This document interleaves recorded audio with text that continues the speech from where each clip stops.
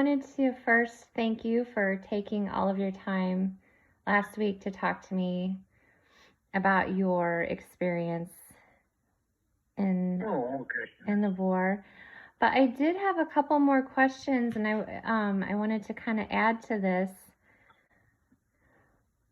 What does it mean to you to be a veteran? Well, I think probably the first thing that comes to my mind is I'm very proud of the fact that I am a veteran. And I think I'm very lucky to be around at 100 years old. Very lucky. And I think I was very lucky back in 44 to survive. I think that there's more to it than luck, but you always say that. But I imagine that the good Lord had other things in mind for me, because I come home and I had 3 wonderful sons, and I watched my daughter and the boys all grow up, which I wouldn't have been able to do if I hadn't made it. And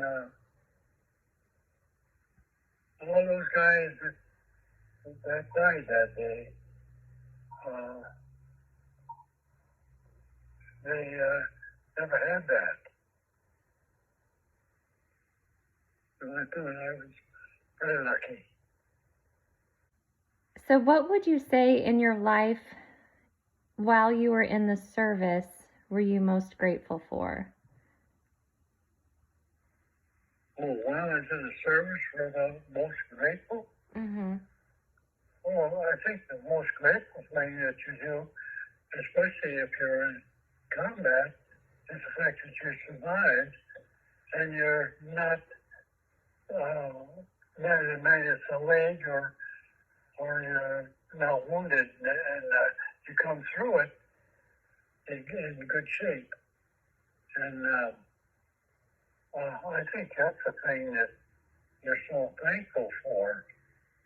And then, of course, it feels very good that you win the war, that the people that are killing all those Jewish people over there, they are now defeated, the Germans, and it makes you feel good that this is all over, and you survived. I think that's the big thing right there. Yeah. That you survived. Yeah, was there ever a time where you were able to kind of step out of the battle in your head and think something reminded you of home, something that gave you some normalcy? Well, I thought about the home and all the time, at night when you get a chance to get a good night's sleep, you think about your wife, and you think, or your girlfriend, and you think about your kids, if you got kids at home, and you think about your mother, your dad, and you think about how lucky you are that you're still around.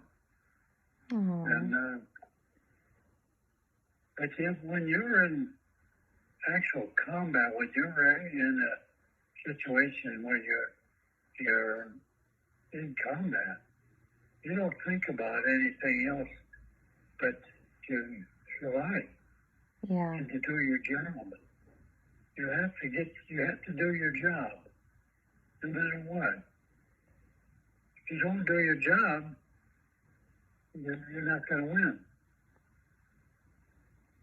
So I think that was the mindset of all the guys. They were out there to do a job and to get this war over. Yeah. And kick the German butts. What was that that part you said about Hitler thinking that you all were going to be in a different location, but he wound up being wrong. Well, that was D-Day. And D-Day plus probably 3 or 4 or 5 days.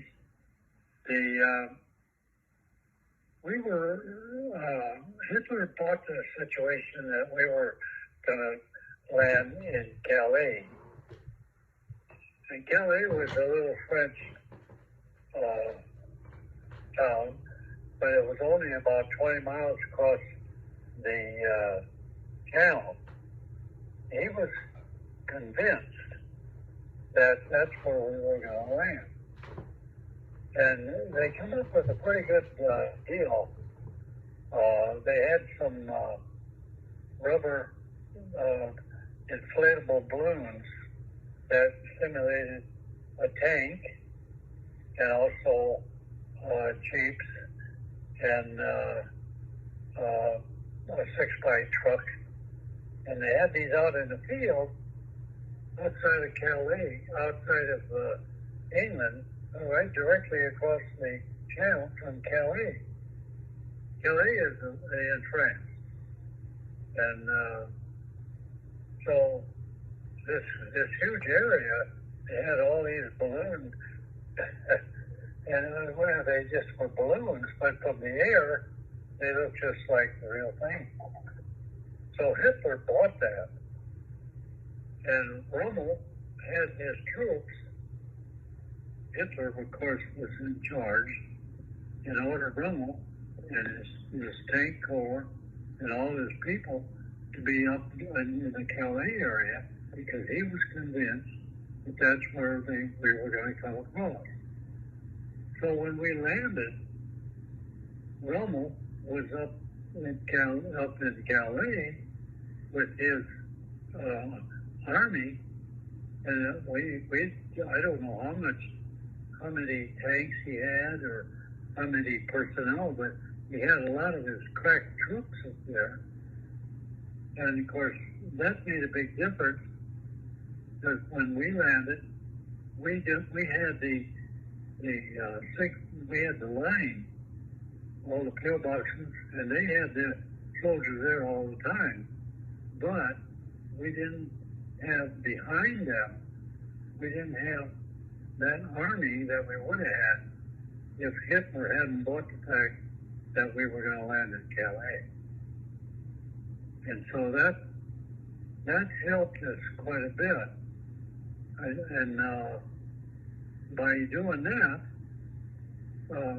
we were able to breach that pillboxes and get inland. And then before they realized that they had made a big mistake, and when they hit us then, we were able to hold them off. That's the story about that. When you went over, I think it was in 2019 when you took the flight over to Normandy? Yeah. When you stood on that beach, when you went on that honor flight and you stood on that beach, how did it feel? I mean, well, it was pretty emotional at first, of course. I got, it was emotional. But then I stood there and I with a couple other guys. They had a Jeep and they put me in a Jeep and we went up there and down toward where we were. And I had trouble finding, after all those years, finding exactly where it was. And then, too, when I looked up on the hill that we went up, I was kind of amazed at the houses that were up there. and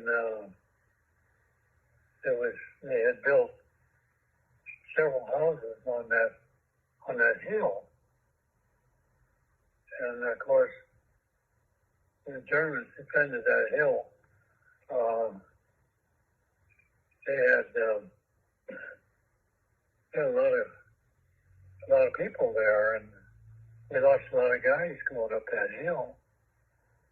And I just stood there and I just shook my head. I just couldn't get over the fact that the French, somebody had no regard for that hill and just sold off lots to build houses.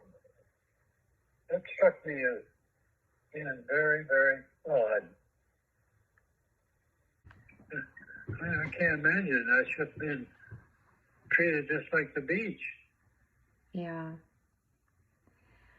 I'm sure you heard in the news, I don't know, it was a few months ago, the recent withdrawal from Afghanistan.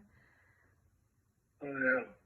What would you say to our veterans today that may have felt discouraged that we pulled out and may have felt that everything they had fought for? Yeah. What kind of? I would think that'd be a pretty bad. It'd be a real downer. The fact that you lost your buddies and a lot of your buddies came home without a leg or both legs gone, and all that sacrifices that they had, and guys that came home in a box. But there wouldn't be anything you could do about it, except your emotions would be running pretty high, I would think. Because this country has never lost a war. If there was anything that you would want today's veterans to know, any words of wisdom, anything that you could give them as far as advice or wisdom, what would you say? To veterans? Mm-hmm. To the younger ones. Uh-huh. The guys. Yeah. Well, the only thing that you can tell them is that you have to make the best of it, go on and be a civilian, and maybe if you can, get involved in the community and get involved in local politics, and possibly even, in the school board, and get involved in like the Rotary and Lions Club and Optimist, stuff like that. Get involved in the church and just be involved in the community and try to get this out of their head. The more busy you are and the more that you're going to be with people and work with people and try to be helpful and all, the less you're going to think about what they went through and what transpired.